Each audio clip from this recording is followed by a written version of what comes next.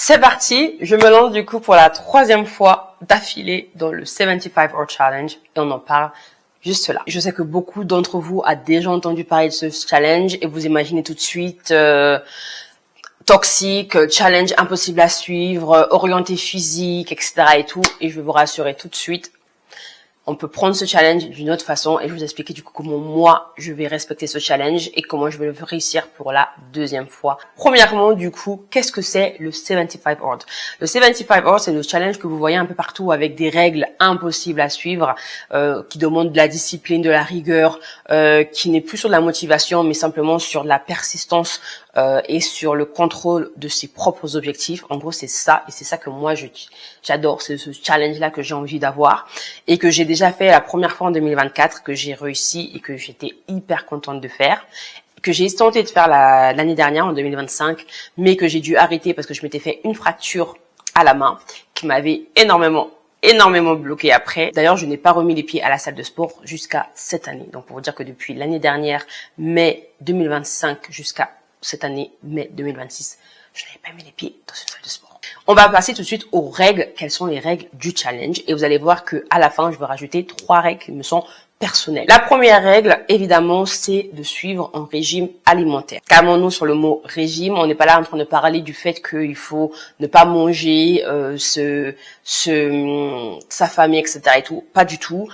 C'est un régime qui peut être à votre choix. Vous choisissez ce que vous voulez. Et l'idée dans ce régime, c'est simplement de le suivre sans écart, c'est-à-dire sans cheat meal et sans alcool. Donc la règle de l'alcool et de cheat meal, c'est pour tout le monde. Par contre, votre régime, il est personnel. Moi, par exemple, la première année que je l'avais fait, j'avais fait un régime à base de protéines.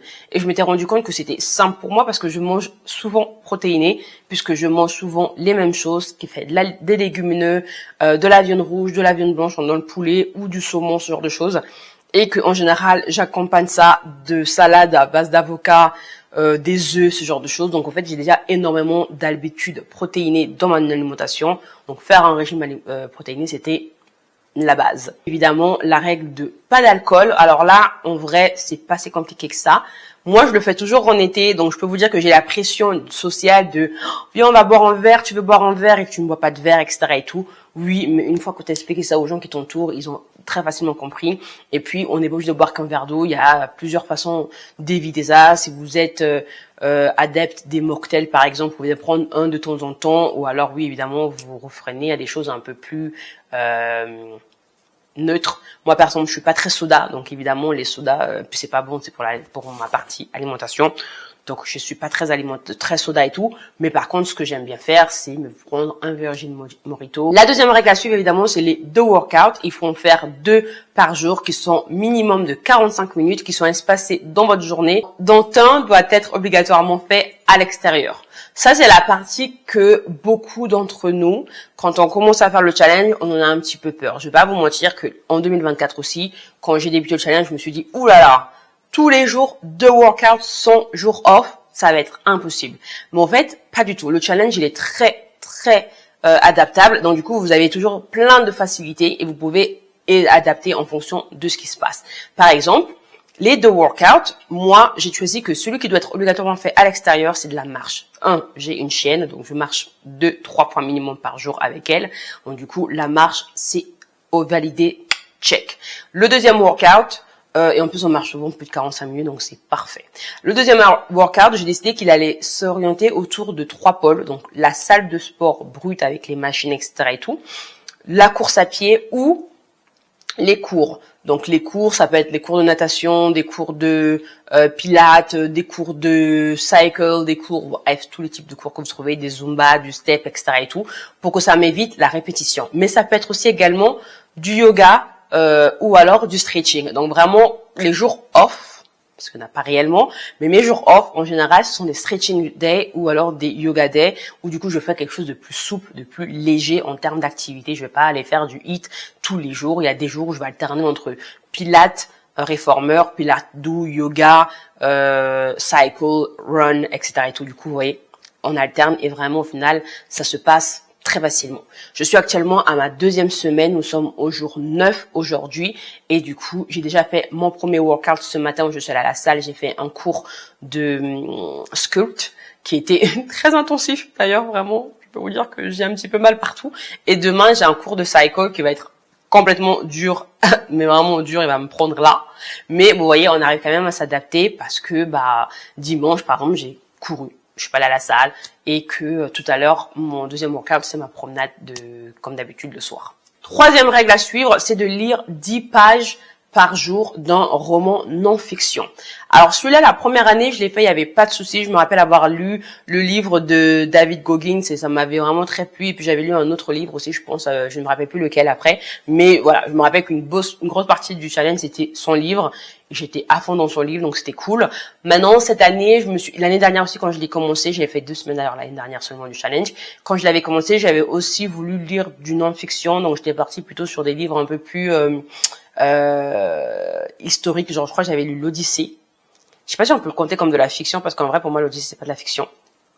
On peut débattre. Et au final, comme j'ai dû arrêter le challenge, je me suis plus trop inquiétée, j'ai lu tout ce que je voulais après.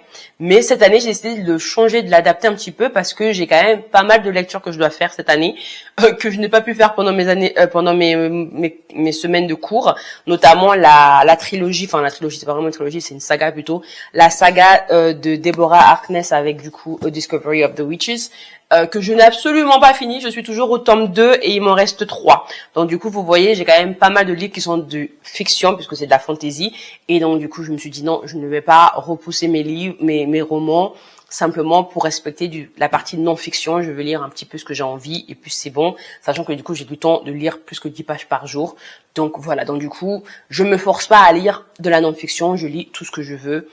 Et puis voilà. 4e règle, c'est celle de se prendre en photo tous les jours. Cette règle, je vais pas vous mentir, c'est la règle que je trouve la plus inutile du challenge parce que c'est la plus facile à perdre, c'est la plus facile à oublier. Je vois pas vraiment l'intérêt de se prendre en photo tous les jours. Parce qu'on dit que c'est pour checker tes progrès et tout, mais en vrai, tu ne changes pas tous les jours. Donc vraiment, c'est une règle que je fais dès le début de la journée et puis après. Je continue sur ma lancée, je me dis allez, c'est bon, je l'ai fait. Donc vraiment, je la fais sans vraiment penser à la faire, je la fais juste parce qu'il faut checker. Vraiment, c'est vraiment la règle pour le coup qui je trouve pas hyper nécessaire, mais que je garde quand même pour respecter la base du challenge. La dernière règle à suivre, la plus difficile, c'est de boire du coup le gallon d'eau. Alors le gallon d'eau, quand vous faites la conversion en litres, ça donne à peu près 3,8 litres d'eau, qui est énorme, que j'ai tenu la première fois que j'ai fait le challenge, mais je vous assure que c'était pas très très bon pour moi. Je pense que je buvais beaucoup trop par rapport à ma morphologie. Donc la deuxième fois, j'ai tenté d'aller à 3 litres et les 2 premières semaines, ça avait bien fonctionné. Donc cette année, j'ai gardé les 3 litres et pour l'instant, ça fonctionne aussi bien, surtout les journées où je suis en salle de sport parce que le premier litre, vraiment, il part très vite. Genre à 11h du matin, j'ai déjà bu mon premier litre et après les 2 derniers litres, il passe assez facilement. Donc plus il fait chaud, mieux c'est. Donc c'est pour ça que moi je préfère par exemple faire mon challenge en été parce que je sais que je serais incapable de boire 3 litres d'eau en hiver. J'ai pas autant envie de m'hydrater alors que en été tu as plus facilement envie de t'hydrater puisque tu es toujours en train de transpirer et donc du coup de perdre de l'hydratation. Donc ça, ce sont les 5 règles à suivre. Qu'est-ce que moi j'ai rajouté? J'ai rajouté 3 règles supplémentaires, dont une qui est plutôt soft. La première règle que j'ai rajoutée, c'est du coup de faire un apprentissage des langues, parce que du coup, vous allez dû voir dans ma vidéo présentation de mes objectifs de 2026, de cet été 2026, que je fais du coup une certification de l'IELTS et en même temps, je suis en train de valider le niveau C1 en italien. Donc du coup, j'ai un objectif par rapport à ça dans mon challenge 75 Hard où tous les jours, je dois du coup compléter au moins une langue apprise, donc soit l'italien, soit le travail de ma certification, soit les 2 autres langues que je suis en train d'apprendre actuellement, qui est donc du coup le portugais et l'allemand. La deuxième règle que j'ai rajoutée, c'est d'écrire 500 mots dans mon livre que j'ai commencé cet été, dont je vous ai déjà parlé. Je vous ai pas encore parlé de ça, mais dont je vous parlerai un peu plus en détail, où du coup je suis en train d'écrire un nouveau roman et donc du coup les 500 mots, c'est par rapport à cet objectif-là de l'été. Donc ça, ce sont les 2 règles qui sont vraiment très hard et qui restent qui sont dans la même continuité que les autres règles. C'est-à-dire que si vous ne faites pas les choses, du coup vous devez recommencer à 0. Et je me suis rajouté une 3e règle qui du coup est plutôt soft, où je me suis dit que j'aimerais dans l'idéal faire minimum 10 000 pas par jour. et que si je n'arrivais pas à atteindre les 10 000 pas par jour, bah, ce n'était pas très grave. Mais en général, je vais pas vous mentir, ça fait 2 semaines que j'ai commencé. Il y a eu une seule journée où je n'ai pas pu faire les 10 000 pas. C'est parce qu'il pleuvait énormément et que j'ai respecté simplement les 45 minutes de marche à l'extérieur et je n'ai pas les marché plus que ça. Donc du coup, c'est tout. Quand je peux, en général, je fais déjà plus que 10 000 pas parce que je vais à la salle, aller-retour à pied, ça me fait déjà mes 8 000 pas. Et après, quand je marche le soir, on a explosé le plafond. En général, je suis autour de 15 000, 16 000 pas par jour. Donc, vous voyez, les 10 000 pas, je les respecte assez facilement. Et parce que je sais que mes journées sont fluctuantes, parce qu'il y a des jours où je marche plus que d'autres. C'est pour ça que je n'ai pas cette règle de par jour, parce que je sais que sur le long terme, je ferai toujours plus que 10 000 pas par jour en termes de moyenne. Donc, voilà pourquoi, du coup, j'ai rajouté cette dernière règle, mais qu'elle est plutôt en soft. Maintenant, on va passer sur la partie où je vous parle des bénéfices de ce challenge. Pourquoi moi, je fais le 75 hard? Alors, la première fois où je l'ai fait, j'étais vraiment j'étais arrivée à Rome, j'étais pas bien dans ma tête, j'étais pas bien dans mon corps, je me sentais isolée, il y avait personne que je connaissais, j'arrivais dans un pays que j'ai l'impression d'être rejetée, d'être exclue. Donc, j'avais perdu un petit peu là, le contrôle ici. Et du coup, il me fallait un peu plus de clarté, sachant qu'en plus, l'année 2024, elle avait été hyper forte riche en rebondissement avec tellement de choses. J'avais déménagé en fin d'année 2023, j'étais allée dans une espèce de colocation, j'ai jamais fait de colocation de ma vie et ça avait été voilà. Ensuite après, j'ai dû quitter ça, j'avais quitté mon boulot, je travaillais comme une demeurée, mais vraiment comme une défoncée du travail. J'étais alcoolique au travail, je travaillais littéralement tous les jours, toute la journée, je dormais genre 3 heures par jour. 2024, c'était vraiment infernal. Donc quand je suis arrivée à la fin de mon année scolaire, donc j'ai passé mes examens, je suis arrivée à Rome en juillet, j'avais juste envie de faire un reset. Et donc le challenge me l'a fait. Et les bénéfices pour moi, c'était du coup retrouver la discipline, retrouver de la constance, retrouver de la régularité, retrouver une routine tout simplement. Et oui, les règles sont dures dans le sens où faire du sport pendant 75 jours tous les jours, c'est beaucoup. C'est pas normal comme rythme de vie. Je suis tout à fait d'accord avec vous. Mais c'est comme une espèce de tremplin. Vous savez, quand vous descendez pour mieux sauter ou quand vous baissez pour apprendre de l'élan. C'est vraiment ça, en fait. Vraiment, vous le voyez comme ça et je vous assure que vous n'allez pas vous rendre compte que les règles sont difficiles parce qu'en vrai, c'est ça. Et que après que j'ai fait ce challenge-là, j'ai gardé la discipline en tête, ça s'est mieux passé dans ma tête, ça s'est mieux passé dans ma vie, mes études sont mieux portées, etc. et tout parce que j'étais focus dessus. Je le refais encore cette année pour la simple bonne raison que j'ai décidé que ça en faire une tradition parce que ça m'avait tellement apporté en termes de contrôle, de discipline, de confiance en soi, de prioritisation. Enfin, il y avait tellement plein de choses que ça m'avait apporté que je me suis dit non, il fallait que je continue sur le long terme. Et donc du coup, voilà pourquoi j'ai décidé de le faire traditionnellement tous les étés. Alors maintenant, on va parler de mon organisation en soi. Donc qu'est-ce que j'utilise exactement? Donc là derrière, vous voyez les petites feuilles bleues là, c'est mes templates. Donc du coup, j'ai mon calendrier juste en haut où je coche quand je fais une journée. D'ailleurs, je me rends compte que je n'ai pas du tout coché depuis vendredi dernier, mais je vous assure que je l'ai fait parce que du coup, je suis plutôt mon calendrier sur mon téléphone parce que j'ai téléchargé l'application Habit qui se présente comme ceci. D'ailleurs, vous le voyez là. Donc là, ce sont tous les habits que je dois cocher. Et quand vous le voyez en couleur comme ça veut dire que c'est coché. Et là, c'est ce qui me reste. Et là, par exemple, aujourd'hui, il me reste du coup mon 45 minutes de workout à l'extérieur que je vais faire du coup ce soir. Là, je vais au restaurant, mais je rentrerai du coup à pied et ça me fera mes 45 minutes. Mon learning language, du coup, on peut le dire parce que je les ai fait. J'ai fait du coup le portugais et l'allemand aujourd'hui. Donc, je vais mettre les langues que j'ai faites. Voilà. Il me reste à compléter les 10 000 pas, mais on va regarder où j'en suis. Alors là, sur ma montre, je suis déjà à 11 000 pas. Donc, vous voyez que les 10 000 pas sont déjà bien validés.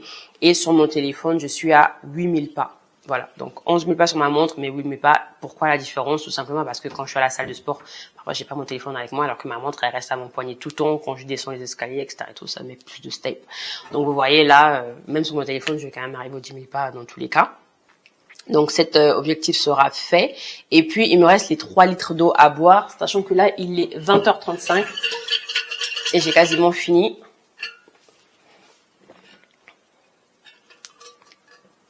Ma bouteille, donc du coup je bois à peu près 2 bouteilles et demie de ça, parce que ça c'est 1 litre, je crois que c'est 1 litre 3 ou 1 litre 2. Et donc du coup je bois à peu près 2 bouteilles et demie de ça. 2 fois et demi ça. En termes d'organisation, comme je vous ai dit, donc du coup, les deux workouts, généralement, la salle, les cours, le run, c'est le matin. Le soir, c'est la marche, mais vraiment tard le soir, quand le soleil s'est bien couché et tout, vers 21h, 22h, je vais marcher. Puis j'ai ma chienne, ou sinon moi je suis avec Mister, donc en vrai je suis pas tout seul dans la rue tard. Et puis pour ce qui est de boire de l'eau, j'essaie de finir les 3 litres avant 20h, 21h, parce qu'après comme ça je dors tranquillement. Pour l'instant ça fonctionne, j'ai pas à me réveiller toute la nuit pour pisser. Ça c'est vraiment un conseil que je vous donne, finissez vos litres d'eau bientôt en soirée, parce que sinon la nuit va être dure. La nuit va être très longue. Il y a aussi une autre partie pour laquelle cette année je fais le challenge, c'est parce que je me suis énormément laissée aller, puisque comme je vous dis, j'ai pas mis les pieds dans une salle de sport depuis 1 an. Donc il y avait aussi une perte de poids en objectif. Donc je vais pas en parler plus que ça, parce que je vais pas vous motiver à faire ce challenge pour la perte de poids, parce que c'est pas les bonnes raisons selon moi pour faire ce challenge, même si ça va aider énormément. Je pense qu'il faut d'abord trouver d'autres raisons, parce que c'est quand même très long, 75 jours, et en termes de règles c'est quand même très difficile à suivre quand on n'a pas l'habitude d'être comme ça avec des règles et tout. Et je pense que je vous ai tout dit. J'espère que vous allez me suivre sur ce challenge. N'hésitez pas à commencer avec moi. N'hésitez pas, même si moi je l'ai commencé le 1er juin, vous pouvez toujours le commencer maintenant. Je suis désolée que cette vidéo sort aussi tard, mais j'avais pas internet pendant les derniers jours, donc c'était très compliqué de vous le sortir avant. Donc voilà, il sortira maintenant, la 2e semaine, mais j'espère quand même que vous aurez envie de le commencer pour vous, et que on va se motiver à fond. C'est un marathon, hein, c'est pas une course de sprint, c'est un marathon, donc c'est step by step, comme on dit en italien, piano piano, et on y arrive. Voilà, n'oubliez pas du coup de laisser un petit pouce bleu à cette vidéo, de me dire en commentaire si vous avez déjà fait le challenge, si vous pensez le faire, si vous êtes motivé, si je vous ai donné envie de le faire ou pas, ça serait hyper intéressant pour moi de le savoir. Évidemment, on n'oublie pas de s'abonner, comme d'habitude le lien se trouve en barre d'infos. Moi je vous fais de gros bisous et je vous dis à très bientôt pour une prochaine vidéo. Ciao ciao.